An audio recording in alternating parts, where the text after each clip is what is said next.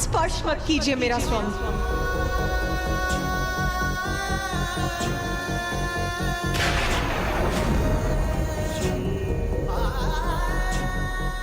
जिनसे हम स्नेह करते हैं उनके समक्ष हम अपना सर्वश्रेष्ठ रूप और पक्ष निछावर करने की चेष्टा करते हैं, किंतु यदि उसके उपरांत जिन पर मैं अपना सर्वस्व निछावर करती हूँ उनको ही मुझ में कोई दोष दिखाई देने लगी, तो फिर मैं इस कष्ट पद संपात को सहकर यहाँ कैसे रह सकती हूँ?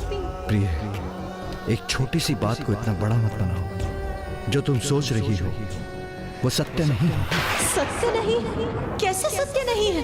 आपके लिए ये छोटी बात हो सकती, किंतु आप तो मेरे लिए मेरा संसार है, मेरे सर्वस्व है। और यदि आपके लिए ही मैं अप्रिय हो गई तो मैं यहाँ रहकर अपनी उपस्थिति से आपको कष्ट नहीं दूंगी। चली जाऊंगी मैं यहाँ से, चली जाऊंगी मैं यहाँ से। अब एक क्षण भी यहाँ नहीं रुकूंगी मैं।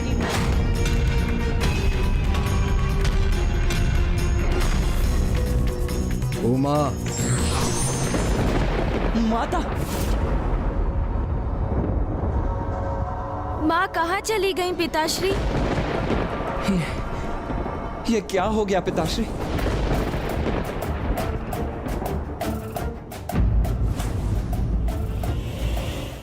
तो क्या माता पार्वती कैलाश छोड़कर चली गईं?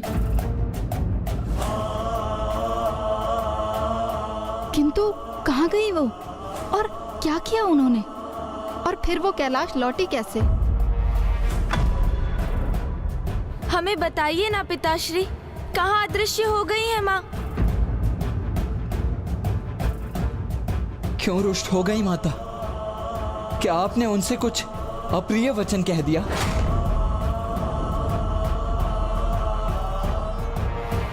हाँ पुत्र, मैंने तुम्हारी माँ की निंदा की है। क्या? निंदा की? वो भी माँ की? किंतु क्यों? तुम्हारे इस प्रश्न का उत्तर तो ब्रह्मदेव ही दे सकते हैं।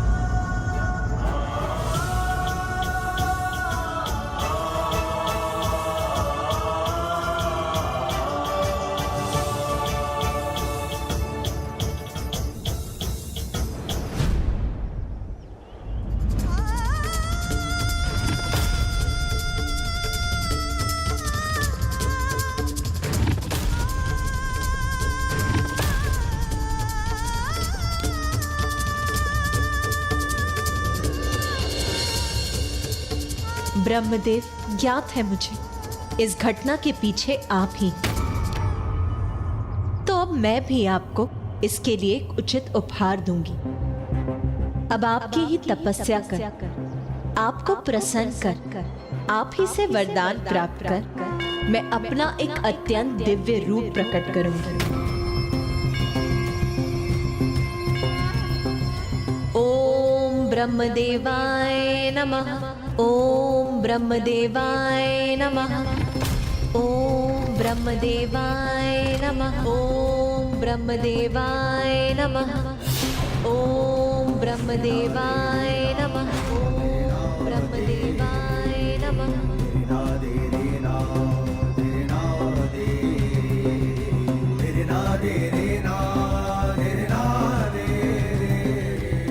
भैया, भैया रुकिए, भैया, भैया रुकिए, मेरी बात तो सुनिए भैया। मुझे कुछ नहीं सुनना है गणेश। किंतु भैया आप कहाँ जा रहे हैं? ब्रह्मदेव से अपने प्रश्नों के उत्तर ज्ञात करने। भैया, क्रोध के आवेश में भैया ऐसे ही नहीं रुकेंगे, मुझे बलपूर्वक इनको रोकना ही होगा।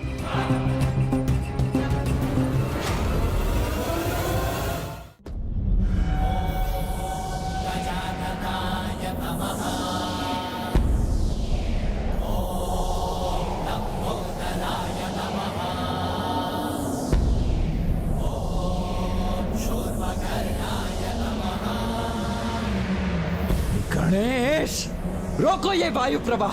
क्षमा कीजिए भैया, किंतु इस समय आपको रोकने का यही मात्र एक उपाय है।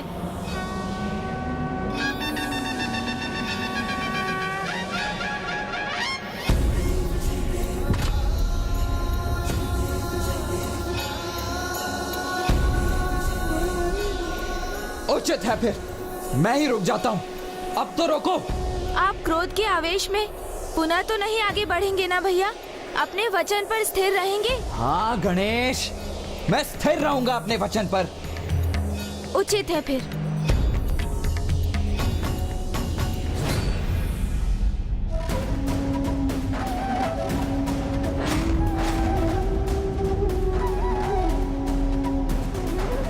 भैया, गणेश, मैं फूफा जी ब्रह्मदेव का अपमान नहीं करना चाहता हूँ। मैं तो उनसे मात्र बस इतना ज्ञात करना चाहता हूँ कि उन्होंने पिताश्री से ऐसा क्या और क्यों कहा जिससे पिताश्री माता की निंदा करने पर विवश हो गए। शांत हो जाइए भैया। नहीं गणेश, अब मैं और शांत नहीं रहूंगा। सर्वप्रथम देवताओं के कारण माता की संतान प्राप्ति की इच्छा को पूर्ण करना इतना कठिन हो गया। उसके पश्चात जगत कल्याण हेतु महिषासुर का वध करने के लिए अपने परिवार का परित्याग कर महर्षि कात्यायन की पुत्री के रूप में जन्म लेने पर विवश होना पड़ा। और अब पुनः एक बार उन्हें कैलाश का परित्याग करना पड़ा। तो मैं बस उनसे इतना ज्ञात करना चाहता हूं कि हर बार माता को ही ये कष्ट क्यों सहन करने पड़ते हैं। भैया, क्या आपको ऐसा प्रतीत नहीं होता कि यदि फूफा जी ब्रह्मदेव ने कुछ किया है तो इसके पीछे कोई बड़ा और हितकर कारण होगा? और कदाचित पिताश्री को भी ज्ञात है कि वो कारण क्या है। किंतु गणेश, इन सब में कष्ट तो माँ को ही हुआ है ना। किंतु यदि मैं आपसे ये कहूँ कि इतना सब कुछ होने के पश्चात भी माँ अभी भी ब्रह्मदेव की तपस्या कर रही हैं, तब क्या प्रतिक्रिया होगी आपकी? तब तो आप शांत होंगे ना भैया? यदि मेरे शब्दों पर आपको विश्वास नहीं हो रहा है तो स्वयं आप चलिए मेरे साथ और अपनी दृष्टि से ही देख लीजिए।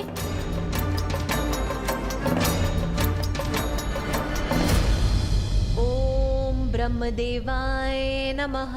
ओम ब्रह्मदेवाय नमः। ओम ब्रह्मदेवाय नमः। सर्वे भवन्तु सुखिनः, सर्वे सन्तु निरामया, सर्वे भद्राणि पश्यन्तु मा कश्चित् दुःखभाग् भवेत्। ओम शान्तिः शान्तिः।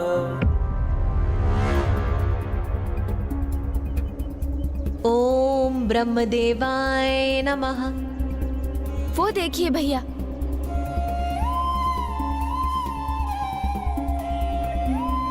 जब माँ स्वयं ब्रह्मदेव की उपासना कर रही हैं, तो फिर इसमें हमारा हस्तक्षेप भला कहाँ उचित है?